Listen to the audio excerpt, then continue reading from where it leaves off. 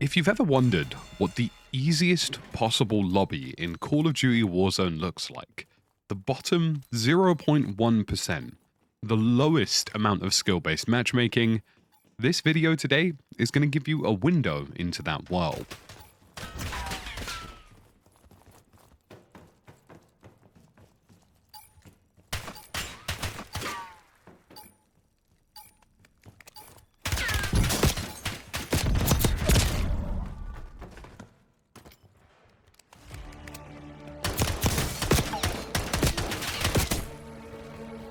If you look around the content creation space, you can see lots of people who are accused of getting easier lobbies or bot lobbies. And sometimes they do just have a softer lobby, and sometimes they might be manipulating something. And sometimes they're just downright lucky. But what if I could guarantee that this is statistically the lowest KD lobby in Warzone and show you what it looks like? Well, that's exactly what I sought to do in this video today, and I did achieve it. In a Warzone environment where skill-based matchmaking is the norm, and that's just a fact of life at this point, many of you people will never see a lobby like this. And in fact, some of you watching this, the more casual of you who play the game from time to time, probably will, but just won't necessarily notice it. So join me again today for another deep dive on what the easiest lobbies in Warzone look like, and how the hell I managed to even get into them. And if you enjoyed this video, drop a like, subscribe as well. We're on the road to 200k and I'd really appreciate your support. And a big thank you for all of your support on my most recent Call of Duty content. This entire process has been a lot more complex than I anticipated it being. And if you've wondered why on stream I've recently looked quite tired, it's because I was getting up at 5 or 4 o'clock in the morning to actually achieve this.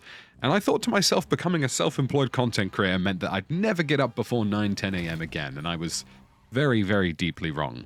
Being a content creator is very obviously a hard life, and you should all care about my very privileged tiers. But before I get into the crazy discoveries that I had doing this process, and I tell you there were some really surprising ones, I just want to say that this entire video isn't to dunk on players who are low skill. You know, this isn't about, looking at these guys going, oh man, look at how bad these players are, ha ha ha, they're nowhere in the realm of what I am. At a fundamental level, video games are just video games. They're a way to switch off, they're a way to have a good time, and for some people, just playing a game and having a little run around is a lot of fun, and it doesn't matter if they win or lose, and good for them. And quite frankly, I hope they don't undergo the disgusting chemical composition change in my brain that means serotonin is directly related to skill rank. But because we live in such a restrictive SBMM environment, I figured it would make sense to show you guys what this world looks like. The process of recording this video was a lot more complex than I imagined. It involved waking up at different times of the day or recording at different times of the day to get a really large data pool and footage pool, really, of what this world looked like. Because honestly, the biggest impact to skill-based matchmaking isn't just things like statistics, and it isn't just things like accounts, and we will talk about those. It's more to do with the fact that player population counts. SBMM works at its most efficient when it's late in the evening, and there are lots of people online, and it can use all of the algorithms and tools at its disposal to make sure that it feels the right people are playing with the right people. And early in the morning, when the player population is low, things tend to get a little chaotic, and it kind of runs out of ideas and throws anybody anywhere just because. So this setup of recording at different times of day actually worked in conjunction with an entire separate system on an entire separate internet connection that had never played Call of Duty before, as far as I'm aware. So to give you guys a full breakdown of me going full tinfoil hat, I didn't want any parameters where Call of Duty could associate the new account with an account that's been on my system. I didn't want it to be like, oh, we know this hardware ID, we know that this guy plays games, this could just be an alt account. I didn't want it to be on the same console, the same IP address. I didn't want anything that could feasibly link this brand new, baby new account to my own account, which has been long-standing now for many years, and the statistics of which put me in very disgusting lobbies. So achieving that was actually a lot more technically challenging than you'd be surprised. So on top of that, I also had to record these lobbies at different times of day, because I wanted to see what early morning lobbies look like, and if SBMM had a panic attack, and if I got super easy lobbies. And then what do late day lobbies look like? Will SBMM be more efficient? Will I get the lobbies that I'm supposed to get? All of this whilst playing on an account that didn't kill a single individual player, didn't change any settings, didn't shoot any shots particularly accurately, and didn't even move. Because these are all considerations that skill-based matchmaking takes into account. Even the amount your player traverses the map is considered to be a legitimate statistic in identifying whether it's a high-skill player or a low-skill player. And the footage in the background you're seeing of me spectating players very much will show you that these are the bottom of the bottom lobbies. We're talking about players crouching around and barely moving, hiding, playing very timidly, and playing very passively, which is what you would expect for newer players or players who aren't that confident in their own gameplay. And the process also involves completely ignoring things like levels and camos and prestiges, because just because somebody plays a lot doesn't necessarily mean that they are particularly good. Although I did have a number of incidents of cheaters who were level 11 who hacked in everything instantly, and good God, you would be surprised just how many cheaters actually ruined the number of games that I'd recorded. I had recorded about 20 different games across 2 or 3 different accounts, and I found that in those 20 odd games, I had suspected cheaters in about half of those, which is literally insane. And if any player felt like they were killed unfairly, there's a very good chance if it was their first game at Warzone, they would just quit if they'd realized. So what were the big surprises in all of this? And there were some interesting ones. And before I talk about like general player behavior, there were some very quirky behaviors that I hadn't seen in any of the lobbies that I'd ever played in. And granted, I don't hide the fact that I sometimes get soft lobbies, especially earlier in the day, and that's when I tend to stream.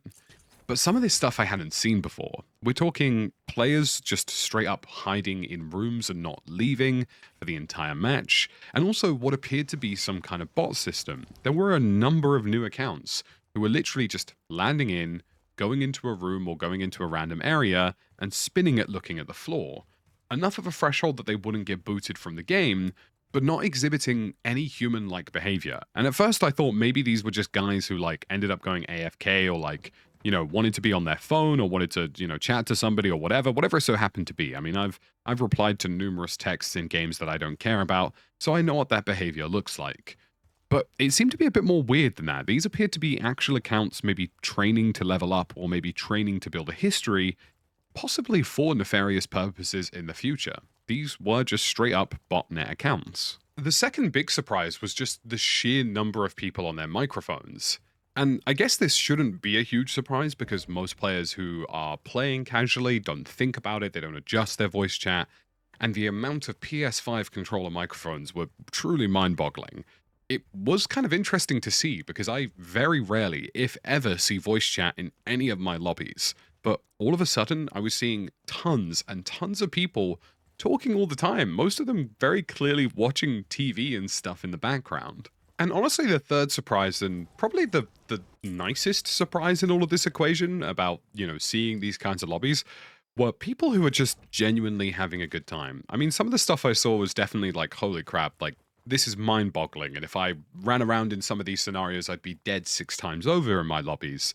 But, you know, I had some really funny interactions of just like driving around in a helicopter and another helicopter showing up, or I met this dude who was driving around in a car. I was driving around in an LTV, and then he betrayed me and ran me over, which I thought was quite funny. Like, it's just a whole different world. And the final surprise, which was probably the least surprising if I'm being entirely honest, was the number of cheaters I encountered. And I do wonder at this point how heavy an impact cheaters are having on the overarching player base for this game. Because as somebody who's a hardened player, a top 1% player, hell, even a top 0.1% player, and I don't mean that as a flex, I mean that as a statistical fact. You know, for me personally, I always come back and play Warzone because I enjoy the mid-game, and it's the game that I'm currently maining. But if you're somebody who plays very casually or from time to time, and your first experience is so dying to somebody who's racked up 20 kills and has unlocked tooled everything, if you are, you know, aware enough to clock on and notice this, chances are you won't play again. You probably will just drop off and be like, yep, Warzone's scuffed, I'll go back to something else. So you might be wondering, why am I showing you all of this? And why am I talking about all of these abrupt surprises? And what is this whole video about? Well, part of it was just showing you a window into a very different world. The reality is that if you are above a 0.8 KD in this game, you are considered to be the average or above average for Warzone. So, a lobby like this is something that you will very rarely, if ever, encounter, and if you do, there's a very good chance you won't notice some of the signs. And that's no disrespect to you as a player, it's just they are very different worlds to some of the lobbies that some of us play in, who are, 4 or 5 KDs, or end up in the crazy stratosphere of competitive gameplay. And I suppose the second part of the equation was just another interesting conversation around skill-based matchmaking. Now, Sub1KD actually very recently made a video, and I'll leave a link to it in the description, where he effectively created a statistical model of what it would look like if in solos there was no SBMM and the matchmaking was completely random. And the distribution of players in those lobbies tends to fall in line with what you would expect if a random matchmaking pool were to happen. And what this means is that you would get players of various different skill levels and very rarely encounter somebody like myself of a very high KD status. Now, if you carried on doing that and you took away the lowest percentile of players, so players who had less than 0.5 KD, that number sort of created a bit more of a compact distribution, and that distribution had more players of slightly higher calibers. And the reason why this window into this lobby is just so much more interesting is because for a lot of you, you might not realize that you are in an easy lobby. And this isn't me cooking my own audience or cooking some of you guys. I'm sure a lot of you are very highly talented players. But there is a perception gap between what statistically actually is the case and what people believe. Like, it is the case right now that if you have above a 0.8 KD, you're considered to be a good player. And if you have a positive KD, you're considered to be in the top 20% of players.